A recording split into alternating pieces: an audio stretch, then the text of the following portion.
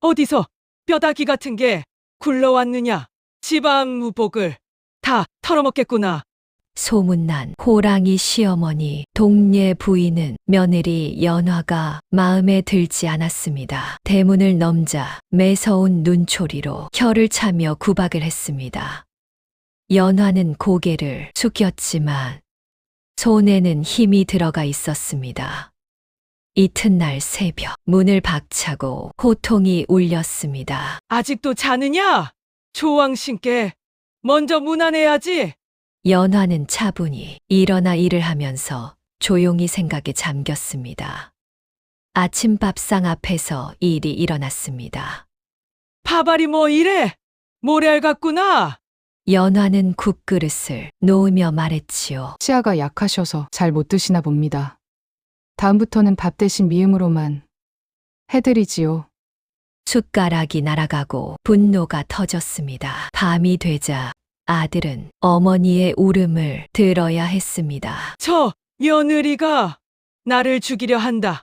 내쫓지 않으면 내가 나가겠다. 하지만 연화는 조용히 말했습니다. 어머님께 대들 리 있겠습니까? 그저 건강을 염려했을 뿐입니다. 며칠 뒤 시어머니는 장독 앞에 섰습니다. 친척들 앞에서 망신 좀 당해봐라. 소금을 붓는 순간 연화는 뒤에서 보고 있었습니다. 그건 빈 항아리입니다. 진짜 장은 따로 두었지요. 다음 날 제삿날 시어머니가 소리쳤습니다. 아이고, 국이 왜 이렇게 짜? 하지만 친척들은 고개를 저었습니다. 간이 딱 맞는데요? 연화는 다가가 낮게 속삭였습니다. 소금은 장독이 아니라 미운 마음에 뿌리는 겁니다. 시어머니는 말없이 국그릇만 바라보았고 두 여자의 전쟁은 그날 이후로도 조용히 이어졌습니다. 지난번 장독대 사건으로 망신을 당한 동네 부인은 뒷간에서조차 분을 사귀지 못했습니다. 내 이 요망한 년의 주둥이를 기어코 닿게 만들리라. 그녀는 집안의 가장 큰 제사인 시조부님의 기일을 손꼽아 기다렸습니다. 제사상에 올릴 술은 며느리 연화의 책임이었고 동네 부인은 바로 그 술병에 독사 같은 음모를 채워 넣기로 했습니다. 드디어 기일 아침 연화가 정성껏 빚은 제주지지오를 들고 사당으로 향할 때였습니다. 동네 부인은 몰래 연화의 발을 걸어 비틀거리게 한 뒤 그 틈을 타 미리 준비해둔 시큼하게 쉰 막걸리 병과 제주병을 바꿔치기 했습니다. 아무것도 모르는 연화가 사당에 술을 올리자 동네 부인은 회심의 미소를 지었습니다. 어디 조상님 앞에서 망신 좀 당해보거라. 제를 올리던 남편 대식이 술잔을 받들자마자 코를 찌르는 고약한 냄새가 진동했습니다. 이게 무슨 냄새냐? 술이 완전히 쉬어버렸지 않느냐? 대식의 호통에 동네 부인이 기다렸다는 듯 나섰습니다. 아이고, 며느리가 제사보다 딴 데 정신이 팔려 술을 방치하더니 기어코 조상님을 능멸하는구나. 연화는 처음으로 당황하여 고개를 숙였고 동네 부인은 기세등등하게 그녀를 몰아붙였습니다. 동네 부인의 통쾌한 승리도 잠시 연화는 이 수치를 가슴에 새기며 며칠간 침묵을 지켰습니다. 그러던 어느 날 마을에서 가장 입이 가볍고 위세가 당당한 경옥마님이 방문한다는 소식이 들렸습니다. 연화는 동네 부인이 탐낼 만한 화려한 자개함 하나를 안방 깊숙이 숨겨두고는 하인들이 듣게끔 일부러 크게 속삭였습니다. 이 암 안에는 경옥 마님께 드릴 산삼새 뿌리가 들어있으니 절대 누구도 알면 안 될 텐데. 동네 부인은 그 소문을 듣자마자 눈이 뒤집혔습니다. 산삼이라니. 그 귀한 것을 남에게 준단 말이냐? 내 먼저 챙겨야겠다. 경옥마님이 도착하여 사랑방에서 차를 마시는 사이 동네 부인은 도둑 고양이처럼 연화의 방으로 숨어들었습니다. 그녀는 자괴함을 발견하고는 기쁨에 겨워 입을 틀어 막았습니다. 이걸 내가 먼저 가로채서 경옥마님께 생색을 내면 연화 그녀는 빈손으로 망신을 당하고 나는 명성을 얻겠지. 동네 부인은 자괴함을 들고 당당하게 경옥마님이 앉아있는 사랑방으로 걸어 들어갔습니다. 연화는 차를 따르다 말고 깜짝 놀란 척 연기를 시작했습니다. 어머님, 그 암은 제가 따로 보관하던 것인데 어찌 들고 나오셨습니까? 동네 부인은 경옥마님 앞에서 우아하게 자괴함을 내려놓았습니다. 마님, 우리 며느리가 부끄러움이 많아 제가 대신 가져왔습니다. 마님의 기력을 보강해줄 귀한 선물이니 어서 열어보시지요. 경옥마님은 기대를 가득 품고 자괴함의 걸쇠를 풀었습니다. 아니, 동네 부인이 이리도 속이 깊으신 줄 몰랐구려. 그러나 함뚜껑이 열리자마자 경옥마님의 비명소리가 터져 나왔습니다.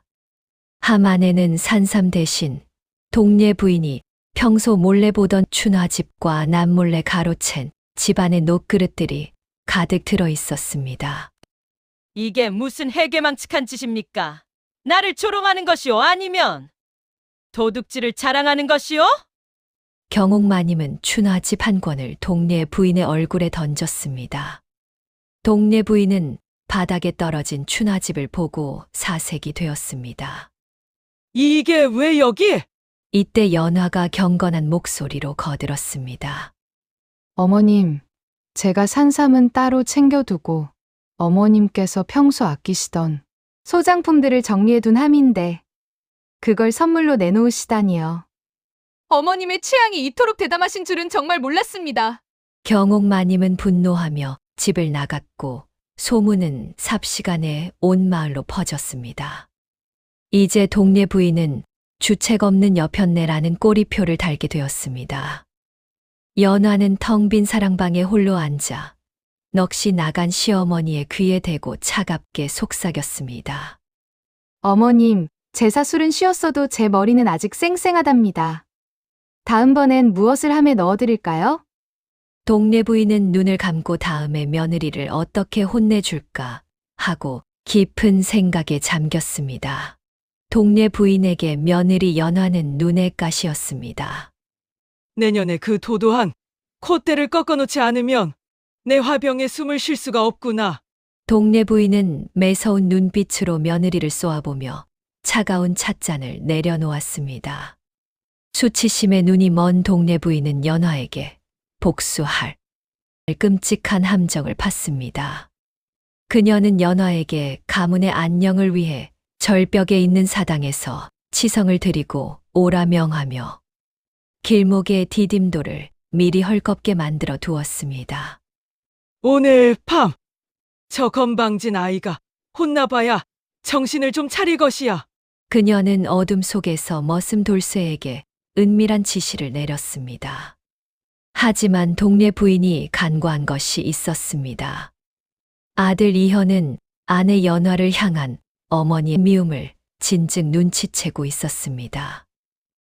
부인, 이 밤중에 홀로 사당이라니요.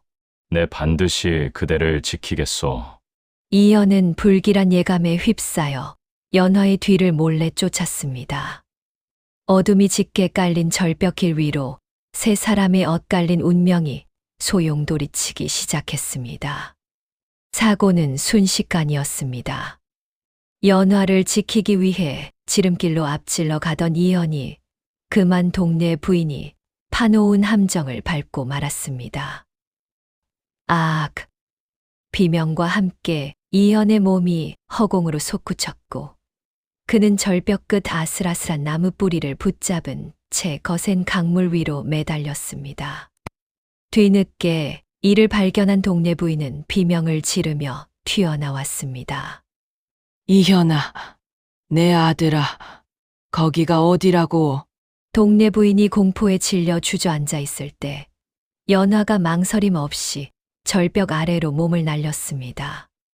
그녀는 자신의 치맛자락을 찢어 바위에 단단히 묶고는 남편의 손을 잡기 위해 위태로운 암벽을 타고 내려갔습니다. 서방님, 제 손을 잡으십시오. 절대 놓으시면 안 됩니다. 연화의 손바닥이 거친 바위에 긁혀 핏방울이 맺혔지만 그녀의 눈에는 오직 남편뿐이었습니다. 연화는 온 힘을 다해 이현을 절벽 위로 밀어 올렸습니다. 하지만 그 반동으로 헐거워진 바위가 무너져 내렸고 연화는 이현을 안전한 곳으로 보낸 직후 아래로 추락했습니다. 날카로운 바위에 몸을 부딪히며 그녀는 정신을 잃어갔습니다. 연화의 가냘픈 몸이 차가운 강가 모래톱 위로 힘없이 떨어졌습니다. 강가로 달려 내려온 동네 부인은 피투성이가 된 채 숨을 헐떡이는 연화를 마주했습니다. 자신의 탐욕과 증오가 불러온 참혹한 대가였습니다. 내가 무슨 짓을 한 것이냐? 내가 내 자식들을 죽이려 했구나. 동네 부인은 싸늘하게 식어가는 연화의 손을 부여잡고 통곡했습니다. 그녀의 가슴에는 날카로운 칼에 베인 듯한 참회의 고통이 밀려왔습니다. 그날부터 동네 부인은 식음을 전폐하고 연화의 머리맡을 지켰습니다. 손수 약초를 짓지어 상처에 바르고 밤마다 연화의 차가운 발을 자신의 가슴에 품어 녹였습니다. 제발 눈을 뜨거라. 아가야. 너를 죽이려 했던 이 못난 시어미를 벌하려거든 살아서 하려무나. 동네 부인의 꼿꼿했던 기세는 온데간데 없고 오직 간절한 기도만이 방 안을 채웠습니다. 보름 만에 연화가 기적적으로 눈을 떴습니다. 연화는 곁에서 눈물을 흘리며 잠든 시어머니의 거칠어진 손을 보고는 떨리는 목소리로 먼저 말을 건넸습니다. 어머님, 제가 부족하여 가문에 큰 걱정을 끼쳤습니다. 부디 노여움을 거두어 주십시오. 그 말에 잠에서 깬 동네 부인은 연화를 끌어안고 목 놓아 울음을 터뜨렸습니다. 아니다. 연화야. 내가 죄인이다. 나를 용서하지 말아라. 시간이 흘러 상처가 아물 무렵 집안에는 전례 없는 화평이 찾아왔습니다. 동네 부인은 더 이상 며느리를 경계하지 않았고 연화는 진심으로 시어머니를 보필했습니다. 어머님, 절벽 아래 강물은 무서웠으나 그 덕에 어머님의 참마음을 알았습니다. 연화의 미소에 동네 부인도 인자한 웃음으로 답했습니다. 벼랑 끝에서 피어난 참외의 꽃은 그 어떤 가풍보다 견고하게 가문을 지탱해 주었습니다. 여러분의 구독과 좋아요는 다음 영상을 제작하는데 큰 힘이 됩니다. 감사합니다.